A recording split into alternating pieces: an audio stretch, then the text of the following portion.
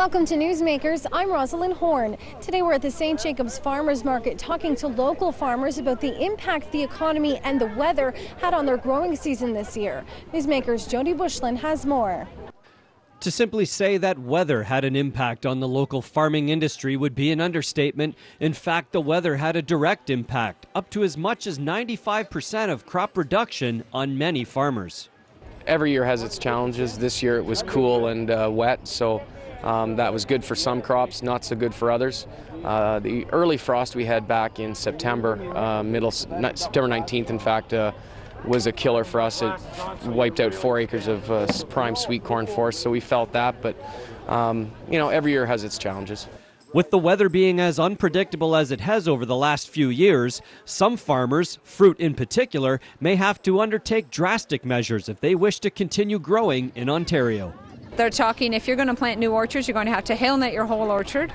You're going to have to irrigate for drought, and you're going to have to put in fans that are heated, so if you have frost you can try to bring the temperature up, but you're talking millions of dollars. And if it's a family farm, you can't afford it. Bad weather has also kept customers away from the local markets, and when they do come, some say the variety and quality isn't there compared to store-bought imported produce. It looks like there's a little bit more bruised, a little bit more damaged products. And compared to, for example, the grocery store where you can get produce for 99 cents a pound, that type of thing, you have to be more careful, I find. I expected there to be some better deals here.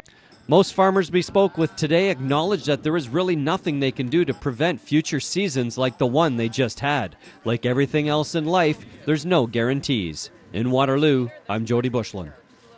Thanks, Jody. We're taking a look back at the farming season for this year and talking to some of our local farmers about some of the challenges the economy and the weather have presented. And right now we're out at one of our local pumpkin farms at Nauman Farm. And with me is Hugh. So first of all, tell us about the operation that you have set up here.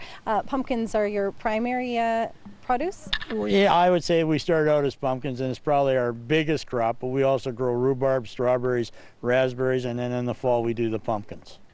So looking back at this summer with the weather, temperatures were below average for a number of days. We were looking at cooler weather and wet weather as well. So how did that affect the pumpkin operations here? Pumpkins were affected mainly because pumpkins are vine crops like heat, especially in July when they're supposed to be vining out.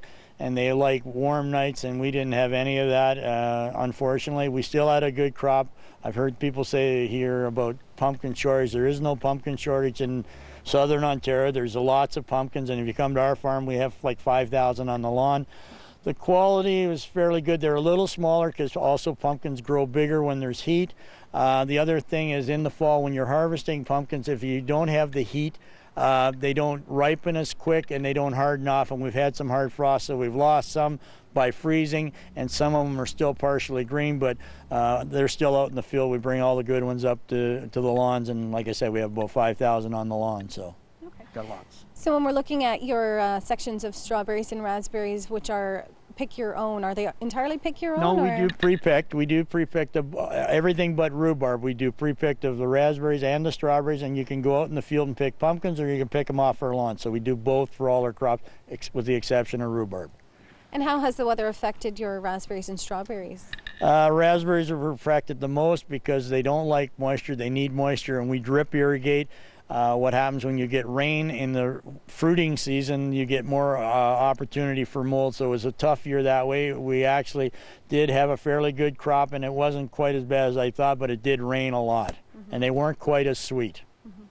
And I would think that when you have a lot more cooler or rainy days, with the pick your own especially, not as many people would be coming out. Did you feel an impact in that end? We felt an impact by the weather because people only come out when it's generally sunny, even in the fall. They don't come out if it's rainy. If it's cool, they will come out in the fall. But the weather has affected that. They like sunshine. The people do too. Now, the weather's obviously beyond anyone's control, but are there other challenges that you face year to year as a farmer in Waterloo Region or as a farmer in Ontario with regards to sustainability?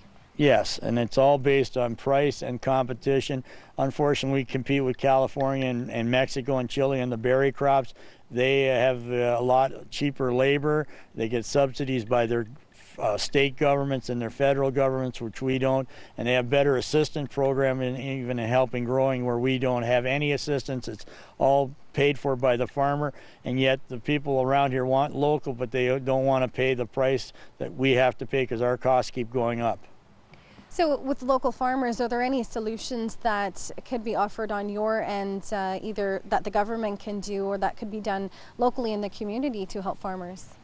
In my opinion, I don't want to hand out money-wise from the government. What I would like to see the government do is help us with research and have crop consultants that come around and give us assistance through the growing season. That's what they do in the States. I mean, I guess that's a form of subsidy, but that's all I would like is just help with the problems as in bugs and weeds. That would be a great assistance, and all I hear from our government, ag government, is, well, we're underfunded. And I know that, but we need to spend money on that kind of research and help the farmer right on his farm. Now, on the farm level, what can you do to kind of get creative and innovative and come up with new ways to be making money? Besides farming, you have the Pick Your Own. You also do a lot of programs in the fall with pumpkin season. Yes, we've gone, when we started, we were just, we decided we wanted to be a farm, but we've learned that farming just doesn't pay. We're now in agri-entertainment at our farm. We do have, starting a long weekend in August, we have a corn maze. We now have a rope maze. We do pumpkin launching or shooting here. And we also have a straw jump for kids. So we're in the entertainment business as much as we are in the agricultural business. And that's the only way we could sustain ourselves as a farm. Now, if you were just to stick with farming or try and make your wages just with farming, are there any technologies, or you're talking a lot about research, but is there anything that equipment-wise maybe could make things more efficient on the farm? Do you think in the future farming will change a lot, or do you think that the way things are right now are how they're going to be for a long time coming? In our type of farming, which is fruit and vegetables, the big issue is it's mainly labor, and that's always going to be done by hand. They keep trying to invent stuff, machines to pick, but there's bruising in that, so labor is always an issue, and that's the big, when you're growing fruit and vegetables, is try and keep your labor costs, and it's tough because it's still hand work. And you have a booth at the market as well. Have you seen sales go down there similar to people coming to pick their own because of the weather as well? Yes, the weather is affected. When we have a nice sunny day at the market at St. Jacobs, we have great crowds and great turnout, and they spend money. When it's rainy, they stay away because you're outside. But I also think the recession is still a effect. We see that they come out even to the farm, they spend money, which is great. They just aren't spending as much, and I really can't blame them. I know it's tough, and we just appreciate that they do come out and spend some of their money with us. Okay, well, thank you so much for your time. That's Hugh Nauman from Nauman's Pumpkin Farm, just outside of Waterloo. We'll be back with more Newsmakers right after this.